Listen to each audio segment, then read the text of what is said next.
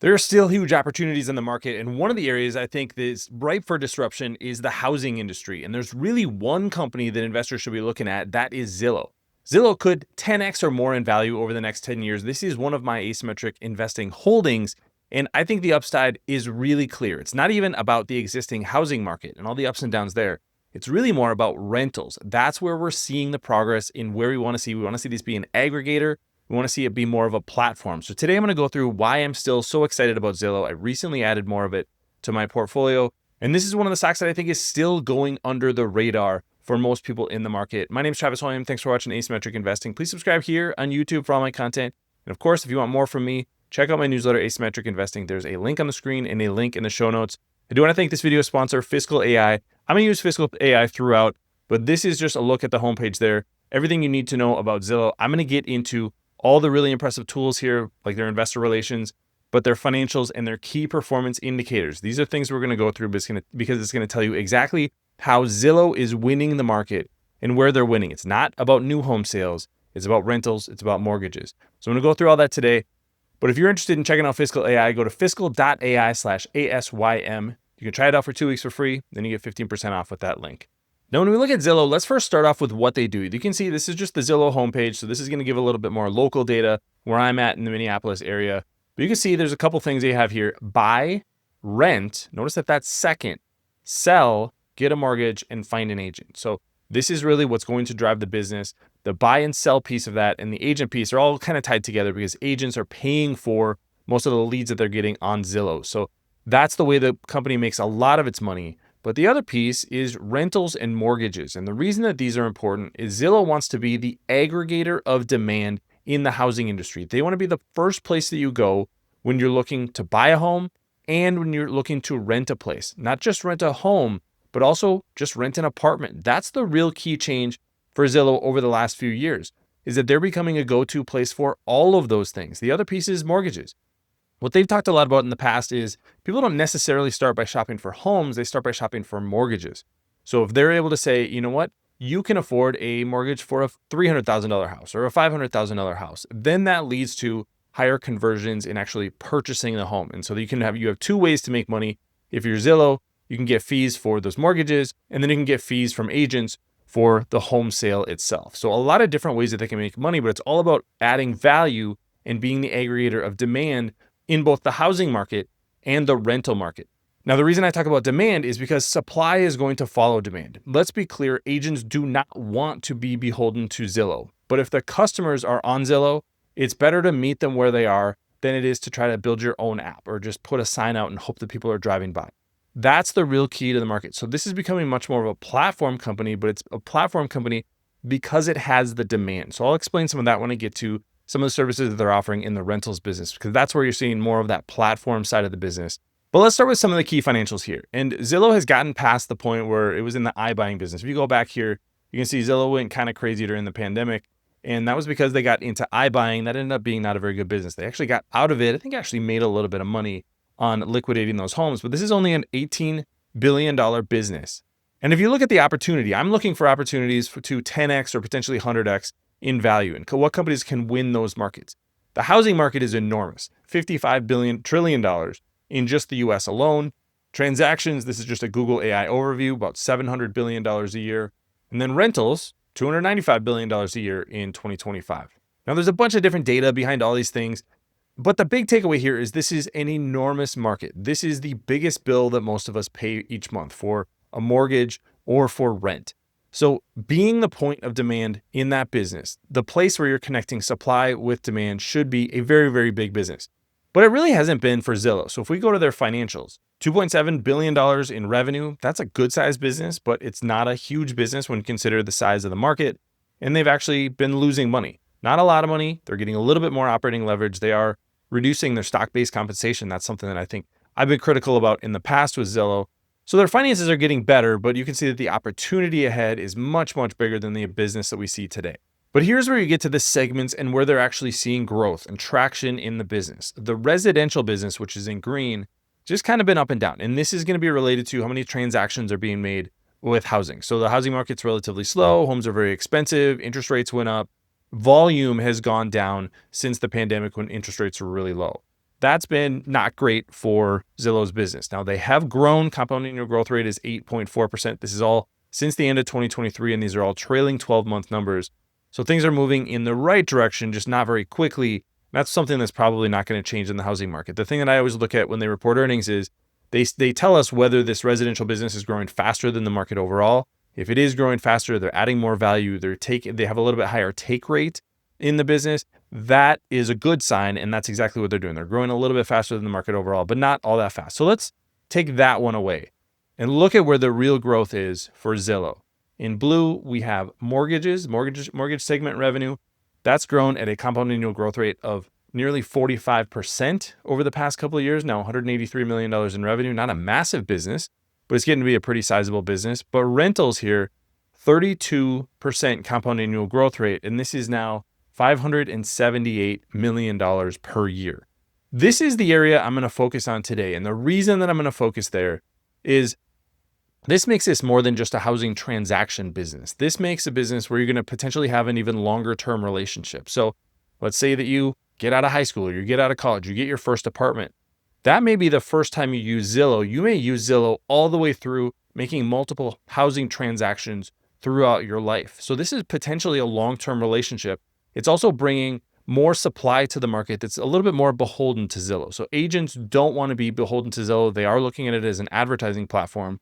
But if you're a multifamily housing owner, apartment owner, you're actually looking at Zillow as a partner. You're looking at it as a lead generator. This is something you're more than willing to pay for. So that's a phenomenal position to be in. That's a flywheel that's going to be really good for Zillow. They've made some transactions over the past couple of years that have brought more supply onto the market, that have increased their reach, deals with Redfin, for example. And you're seeing competitors like apartments.com just lose market share. I'll go through some of those in just a minute. Now, there are a couple of other things that are moving in Zillow's direction. Number of website visits. This is growing year over year. And then purchase loan origination volume. This is another thing that they report. This doesn't necessarily flow through to revenue because they're just going to be getting fees from this, but this has grown at a compound annual growth rate of about 75.5% since the end of 2023. Now about $4 billion worth of purchase originations going through Zillow. So I mentioned I was going to talk a lot about the rentals business today. So let's go through a recent presentation that they gave about rentals. And so this is the rental marketplace that they talk about. So large coverage of rental listings across long tail and multifamily. Multifamily is going to be just basically apartment buildings. Long tail is going to be a home that you put up for rent in a neighborhood. So not necessarily a place you would normally have a lot of rentals, but there is going to be availability in some of those areas. 2.5 million average monthly active listings. So you have listings that leads to customers, 35 million unique monthly visitors.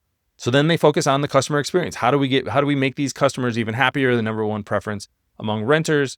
And you're providing high quality leads to property managers. If you're a property manager or property owner, you want to keep your building fully occupied and get the best rents that you can. You need the information that Zillow has, and you need the leads that they have. So all of this works together, and it's a flywheel for the business. But this is where it becomes much more of a platform. So it's partly aggregator. Aggregator is going to be the demand is all going to be going to one place, and then the supply has to follow. So Netflix is an aggregator.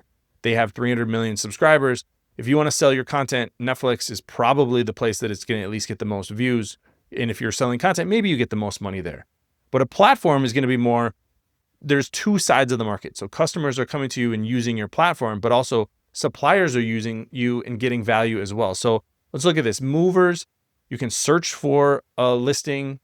Landlords are obviously going to be providing those listings. You can tie this together with touring. You can apply for the rental. A landlord can then do their screening.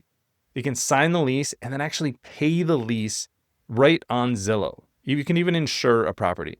So all of this stuff can happen on Zillow. That's where it becomes much more of a platform. So now if I'm a mover, that's great because I don't have to go through all this paperwork that I was used to do when I was renting. Makes it much more of a frictionless option. They also have a lot of tools that I'm sure are going to be rolling out to rentals that have been available in homes where you can actually go and tour places, get a little bit better feel for what the amenities look like, what's the floor plan look like. So you can see all of that before you actually go into a place. And from a landlord's perspective, this is all stuff that I didn't want to deal with in the first place. So if I have one platform that's going to be able to do everything from find me customers to actually do the lease and actually collect the rent, that's a phenomenal value add if you're a landlord. And what all of this has done is it's led to higher revenue growth. So this is a comparison. In blue is Zillow multifamily revenue growth. So now we're breaking this down even more, not taking out that long tail and going to multifamily. So apartment buildings, where are they seeing, or how much growth are they seeing? 62% in the most recent quarter. CoStar, apartments.com, just 11%. So they're taking market share in the rentals business. And you're seeing growth in the number of listings. That's what this is right here. And multifamily revenue.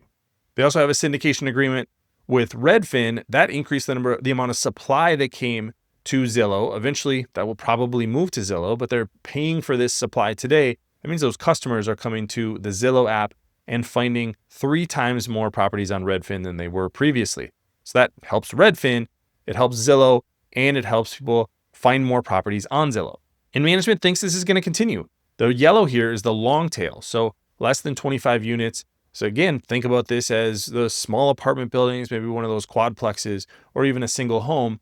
That's going to be still a really big business, but the huge growth is going to be in the multifamily business. So they're saying that they're going to try to accelerate 2025, 40% year over year. And I think that could continue as this platform is built out. So now when you look at Zillow's financials and you stack all these things together, this is all of their different segments that we get when you look at Fiscal.ai. The biggest business is still the residential business. So that continues to be the case today, but the growth is in mortgages and rentals. That's not necessarily driving growth that you're going to see on the top line if you're only looking at the top line. But underneath, what you need to understand about Zillow is that more and more people are using their app and they're using it for more things, not just searching for homes, but searching for apartments as well. That's how you get the flywheel going with Zillow. And I think this is one of the companies that's really undervalued when you look at the optionality for the business and the growth potential. $18.2 billion market cap. The enterprise value to sales is just 7. Now, here's what I think is going to change over the next few years. Remember, the housing business has been really slow.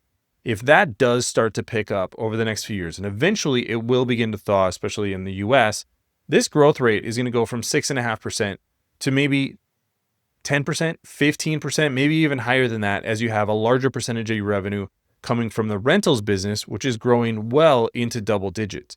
Long term, what we have to think about with Zillow is this going to be the go-to place, the first app that we click on, whether you're buying a home, selling a home, renting a place, or you're a landlord. If that's the case, if Zillow is that app that people choose to interact with time after time in one of the biggest asset markets in the world, this is going to be a much bigger business than an $18 billion business.